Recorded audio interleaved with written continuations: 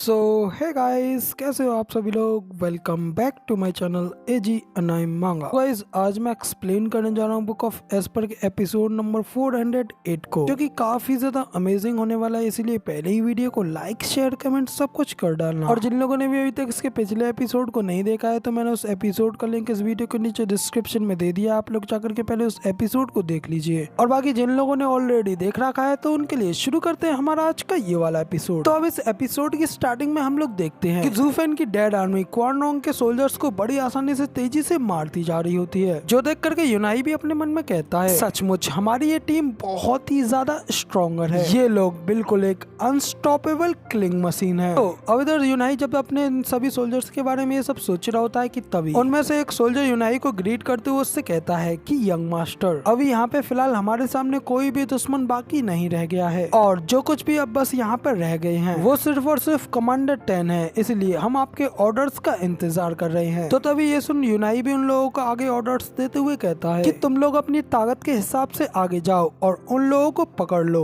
तुम लोगों को आगे बढ़ना है और बस इतना ही करना है, और इसके अलावा आखिर तुम लोग मुझसे क्या ही मांग सकते हो। तो तभी वो सोल्जर यूनाई से कहता है यंग मास्टर, ये स्टीवर्ट जू का कहना था कि कमांडर के साथ आप खुद जाकर के डील करें, ताकि इस सब से सभी लोगों के सामने आपका नाम आगे आए, और इस सब से हर किसी के दिलों पर और हर किसी के होठों पर सिर्फ और सिर्फ आपका नाम होगा। तो अब इधर उस सोल्जर की ये बात सुनने के बाद यूनाई भी थोड़ा अनकंफर्टेबल फील करते हुए कहता है कि ब्रदर जू सचमुच मेरे लिए काफी ज्यादा विचारशील है। भले ही हमारी ये जीत मुझे कोई खुशी नहीं देगी, क्योंकि हमारी इस जीत में मेरा कोई भी हाथ नहीं है, लेकिन फिर भी अब जब ब्रदर जू ने ऐसा कहा है तो मैं ये जरूर करूंगा। इतना कहकर के यूनाई उस टेंट की ओर आगे बढ़ने लगता है, उस टेंट के अंदर चला जाता है। जिसके बाद यूनाई उस टेंट को खोल करके देखता है और उसके सामने एक आदमी अपनी पीठ दिखाते हुए उसके सामने खड़ा होता है। जिसके बाद यूनाई उस आदमी से कहता है कि मैंने ये काफी समय से कमांडर को ये कहते हुए सुना है कि कमांडर जीवन भर के लिए तुम्हारे दुश्मन रहे हैं, और आज मैं इस सब की पुष्टि कर सकता हूँ। और अब जब आप हार गए हैं, इसलिए अब मुझे आपसे मेरे साथ आने के लिए कहना होगा। तो तभी यूनाई की ये बात सुन वो आदमी भी कहता है, क्या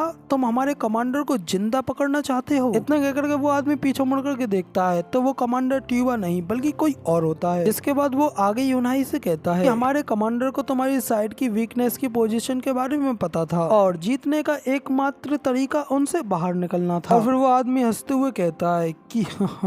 हाँ, और वो ये था कि तुम्हारे साथ एक ट्रिक खेली जाए। तो इतना कह करके फिर वो सोल्जर यूनाई की ओर देखने लगता है, जिसका कि ये बात सुन करके कोई भी रिएक्शन नहीं होता है। जो देख करके तो भाई वो सोल्जर खुद ही काफी ज्यादा हैरान हो गया होता है, और फिर वो हैरानी से यूनाई से कहता है कि ये क्या, तुम्हें देख करके लगता है कि तुम तो बिल्कुल भी इस बात से सरप्राइज्ड नहीं हुए। तो तभी यूनाई भी हंसते हुए कहता है कि तुम्हारी इस बात में कोई भी चौंकने वाली बात नहीं है, क्योंकि मैं तुम्हारी इस बात के बारे में शुरुआत से ही जानता था। तो उधर यूनाई के इतना कहने के साथ ही हमें उसके फ्लैशबैक को भी दिखाया जाता है, यहाँ पे कि यूनाई और ज़ूफेन एक दूसरे से बात कर रहे होते हैं। वहीं पे ज़ूफेन यूनाई से कहता है कि यूनाई, जब 4 टाइगर्स बाकी सभी को वहाँ पे रोक करके रख रहे होंगे, समय तुम फ्लाइंग टाइगर्स की स्ट्रेंथ को लीड करते हुए उनके कैंप को कैप्चर कर लेना और टूबा टाइसन को पकड़ लेना। लेकिन वहाँ पे टूबा टाइसन की मौजूद होने की प्रोबेबिलिटी 10% से भी कम होगी। जहाँ तक मुझे पता है कि वो वहाँ से चला ही गया होगा। तो ज़ूफेन की ये बात सुन यूनाई भी थोड़ा हैरान होता है, लेकिन तभी ज़ूफेन आगे उससे कहता है कि मगर लेकिन इस सब से कोई फर्क नहीं पड़ता है, क्योंकि जब तक तुम्हारे हाथ में तुम्हारे पास फ्लाइंग टाइगर्स मौजूद हैं, तुम उस जगह को बड़ी आसानी से अपने कब्जे में ले लोगे, और अगर वो उस कैंप में नहीं मौजूद हुआ तो फिर वो जरूर से ही वहाँ होगा। इतना कह करके ज़ूफेन और यूनाई दोनों ही एक दूसरे की आंखों में देख करके हंसने लगते हैं, लेकिन हमें इस बारे में नहीं बताया जाता है कि वो कहाँ पे मौजूद होगा। तो अब आगे फ्लैशबैक के खत्म होते ही हमें फिर से यूनाई को दिखाया जाता है कि उस सोल्जर को वहीं पे छोड़ करके वहाँ से जाने लगता है। अभी वो सोल्जर और भी ज्यादा हैरान होते हुए यूनाई से कहता है कि आखिर तुम मुझे क्यों नहीं मार रहे हो, मैं तुम्हारे लिए यहाँ पे तैयार खड़ा हूँ, इसलिए आओ और आकर के मेरे सिर को ले जाओ। तो तभी उस आदमी की ये बात सुन यूनाई भी उससे कहता है कि आखिर मैं तुम जैसे एक बेमतलब के आदमी को क्यों मारूं, कि तुम किसी भी हालत में मुझे रोक नहीं सकते, तो फिर इसलिए तुम्हें मारने से कोई फर्क नहीं पड़ेगा। इतना कहकर के यूनाई वहाँ से जोर जोर से हंसते हुए टेंट से चला जाता है कि वहाँ पे खड़ा वो सोल्जर हैरानी से अपनी आंखें फाड़ते हुए यूनाई को देखता रह जाता है। तभी दूसरी ओर यूनाई उस टेंट से बाहर निकलने लगता है। तभी वहाँ पे उस टेंट के पास में हमें एक नई बीस्ट आर्मी को आते हुए दिखाया जाता है, जो कि जहलान की साइड की कैवलरी होती है और उसे जहलान ही लीड कर रहा होता है। तभी जहलान यूनाई को देख हंसते हुए उससे कहता है कि तुम कमीने डीमन, तुमने हमारे इस कैंप को ले लिया है और अब तुम यहाँ से बच करके बाहर निकलना चाहते हो, मगर लेकिन तुम्हारे हिसाब से आखिर ये प्लेस क्या है जो कि तुम्हें लगता है कि तुम यहाँ से इतनी आसानी से चले जा सकते हो। तो अब तभी यूनाई भी जहलान की बात सुन कहता है कि ऑफ कोर्स ये सिर्फ एक दुश्मन का कैंप है और इसके अलावा ये क्या ही हो सकता है, क्या कोई खेलने का रास्ता। तो तभी यूनाई की ये बात सुन जहलान भी उससे कहता है कि एक अहंकारी छोटे से बच्चे, तुम्हारी मौत तुम्हारे इतने करीब होने पर भी तुम्हारे लिए ऐसी बातें करना, सचमुच तुम बिल्कुल उस जू फैन की ही तरह हो। मगर लेकिन इस सब को देख करके तुम्हें क्या लगता है, क्या तुम अपने साथ अपने इन कुछ 100,000 आदमियों को लेकर के हमारे सामने सिर्फ कुछ देर में इस जमीन को चाटते हुए नहीं रह जाओगे। तो तभी यूनाई भी जहलान की बात सुन उससे कहता है कि ना समझ मैं नहीं बल्कि ना समझ तुम हो, और अब तुम जल्द ही ये देखोगे कि जंग में सिर्फ नंबर्स ही सब कुछ नहीं होते हैं। तो अब इधर यूनाई की ये बात सुनने के बाद जहलान गुस्से में अपने दांत पीसते हुए अपने मन में कहता है कि क्या जूफेन के साथ के सभी अंडरलिंग्स भी उसी की तरह इतने ज्यादा बोल्ड और टॉक्सिक होते हैं। इतना सोचने के बाद फिर वो यूनाई के ऊपर चिल्लाते हुए कहता है, ना समझ बच्चे, मेरी आर्मी तुम्हारी आर्मी से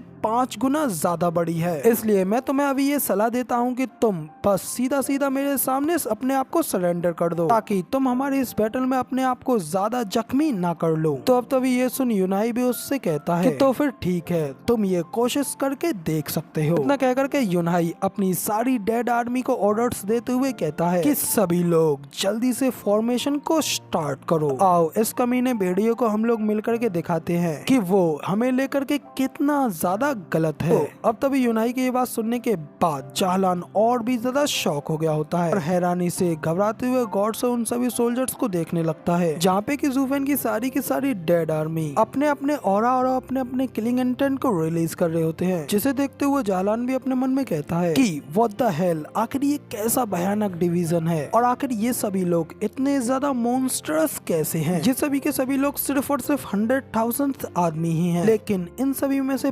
5,000 रेडिएंट स्टेज एक्सपर्ट्स हैं और तकरीबन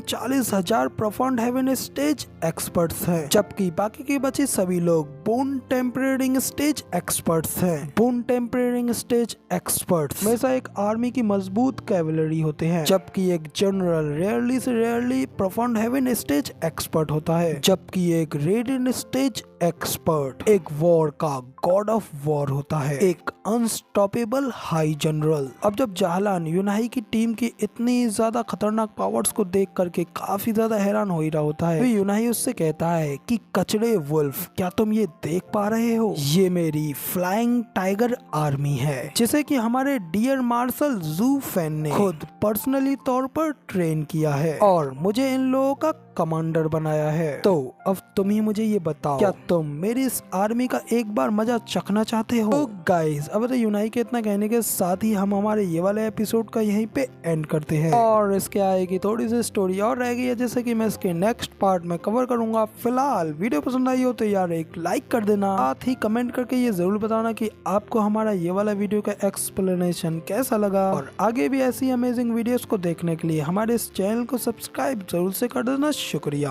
मिलते हैं किसी और नई वीडियो में।